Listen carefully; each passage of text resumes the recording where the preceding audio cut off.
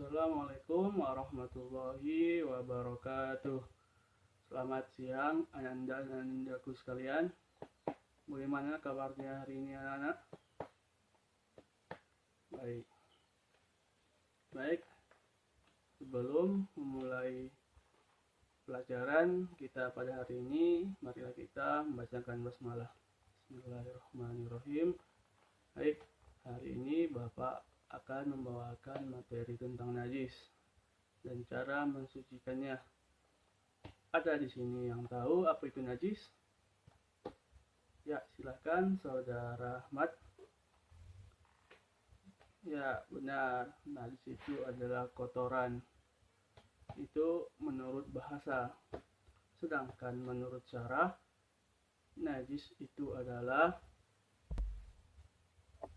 mencegahnya sahnya ibadah dikarenakan terkena sesuatu.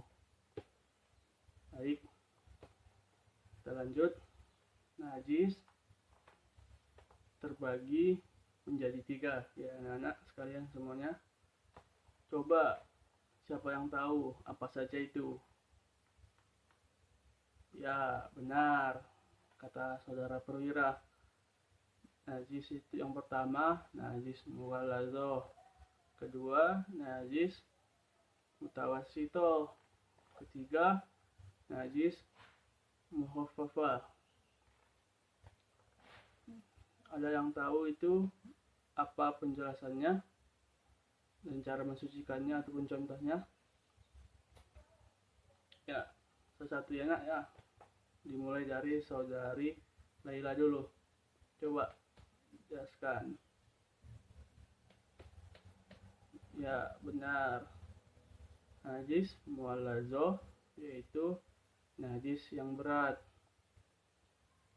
Contohnya Bapak berikan yaitu air liur pada anjing ataupun pada babi. Cara mensucikannya ini yang paling berat dari kedua najis nanti, karena seperti membasuhnya dengan 7 tanah ataupun 7 air kalau kita terkena air liur anjing itu tadi. Baik, yang kedua boleh Saudari Febrina, silakan. Ya, benar. Najis mutawassithah yaitu najis yang sedang. Contohnya Bapak berikan seperti kotoran manusia. Bagaimana cara mensucikannya? Yaitu pertama kita hilangkan dulu bentuknya, kemudian kita hilangkan atau kita bilas dengan air zatnya sampai hilang baunya. Ya, yang ketiga siapa yang mau? Ya, silakan Saudara Yusril. Yang ketiga. Ya, benar. Yang ketiga najis muaffafah yaitu najis yang ringan. Contohnya itu bila kita terkena air kencing bayi laki-laki yang kurang lebih usianya di bawah 2 tahun. Cara membersihkannya yaitu pertama kita membilas ataupun menghilangkan bentuk dengan air, zatnya kita hilangkan. Oke anak-anak, ataupun bisa kita dengan mengucikkan air, tapi lebih dianjurkan boleh kita berwudu untuk lebih sahnya ataupun hilangnya zatnya dan bentuknya. Oke, sampai sini paham? Oke, kita lanjut. Kalau paham, najis mutawassithah terbagi menjadi 2 ya anak-anak. Yang pertama yaitu najis mutawassithah yang terbagi pertama ainiyah, yang kedua hukumiyah. Kalau najis ainiyah itu wujudnya masih ada, sedangkan najis hukumiyah itu bau dan zatnya yang masih ada.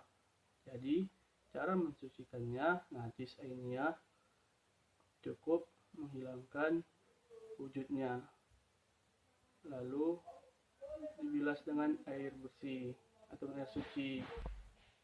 Kalau najis hukumiyah, cara membersihkannya pun lebih mudah. Beda halnya dengan najis ainiyah, harus diambil dulu wujudnya baru dibersihkan, dibilas. Ini cukup kita membilasnya saja kalau hukumiyah, ya anak-anak sekalian. Sampai sini ada yang ingin tanyakan? Ya boleh, 3 orang ya. Pertama, saudara siapa itu? Saudara Perwira. Ya boleh, saudara Perwira. Silahkan tanyakan, berapa catat.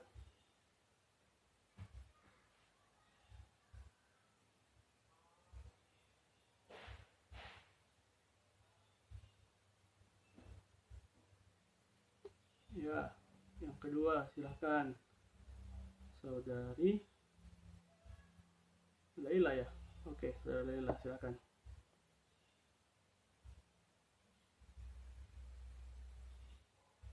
Oke, yang ketiga silakan. Saudara siapa itu? Saudara Ahmad. Boleh, saudara Ahmad.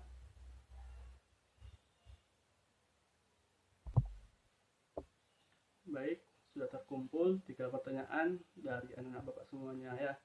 Yang pertama tadi pertanyaan dari saudara Perwira. Pertanyaannya, saat kita sedang sholat ada kotoran cicak jatuh ke sajadah kita ataupun mengenai badan kita, bagaimana cara mensucikannya dan termasuk najis yang mana? Ya, Bapak jawab ya. Bapak ulangi, najis terbagi 3. Yang pertama najis mughalladzah, yaitu najis yang berat. Kedua najis mutawassithah, najis yang ringan. Dan ketiga najis muaffafah, najis yang sedang. Terbalik, najis mutawassithah najis yang sedang, najis muaffafah najis yang ringan. Jadi ini termasuk najis mutawassithah karena dia berbentuk kotoran, itu kotoran hewan. Namun dia kembali lagi dalam pembagiannya. Ini mutawassithah kan Bapak jelaskan terbagi 2 juga, itu ainiyah, hukumiyah. Bila kotoran cicak ini termasuk ke najis ainiyahnya. Kenapa? Karena dia ada wujudnya. Cara mensucikannya, kita ulangi, yaitu pertama kita harus mengambil wujudnya dulu ya anak-anak ya. Kemudian baru kita bilas dengan air yang suci dan mensucikan. Mungkin itu aja dari Bapak cara mensucikannya. Kita lanjut ya anak ke pertanyaan kedua dari saudari Laila. Cara mensucikan kencing bayi laki-laki yang sudah makan. Nah, kita lanjut juga ini ke pertanyaan ketiga tadi. Biar sekalian Pak jawab dari saudara Ahmad. Kalau bayi yang sudah makan itu selain ASI masuk ke najis mutawassithah ya Pak? Atau ke najis muaffafah? Baik, Bapak jawab dengan saudari Laila ya.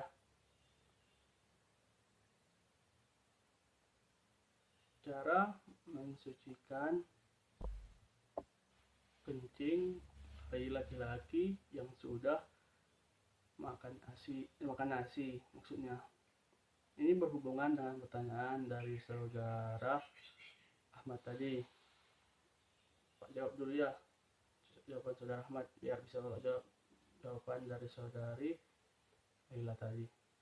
Baik, jawabannya saudara Ahmad benar. Najis ini kencing bayi laki-laki yang sudah makan nasi termasuk ke pembagian najis mana tadi? najis mutawasito. Dia tidak lagi masuk ke najis mukhafafah. Karena apa? Karena dia sudah tidak minum ASI ataupun sudah memakan nasi ataupun sejenisnya. Baik, cara membersihkannya kembali lagi ke najis ainiyah dan najis hukumiyah. Ya saudari Laila, caranya kalau misalnya kencing anak bayi itu yang baru kencing, kita ambil wujudnya lalu kita bilas dengan air bersih.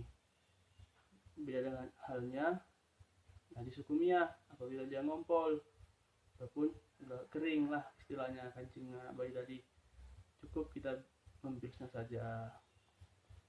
Jadi sampai sini ada anak-anak yang kurang dimengerti atau sudah paham semuanya? Baik, kalau sudah paham, Bapak yang berikan soal ya, tolong catat. 1. Jelaskan pengertian najis secara bahasa dan syarah. 2. Sebutkan macam-macam najis beserta contohnya. 3. Jelaskan najis mughalladzah dan cara mensucikannya. Baik, Bapak tunggu 5 menit ya anak-anak. Baik, sudah kumpul semuanya. Silakan kumpul. Sudah dikerjakan, silakan dikumpul. Baik, semuanya sudah dikumpul ya. Bapak rasa cukup sekian materi yang Bapak sampaikan hari ini. Kurang dengar Bapak mohon maaf. Nanti akan Bapak nilai ya. Dan di pertemuan berikutnya akan Bapak uji kembali. Bapak akhiri pelajaran hari ini dan salam. Assalamualaikum warahmatullahi wabarakatuh.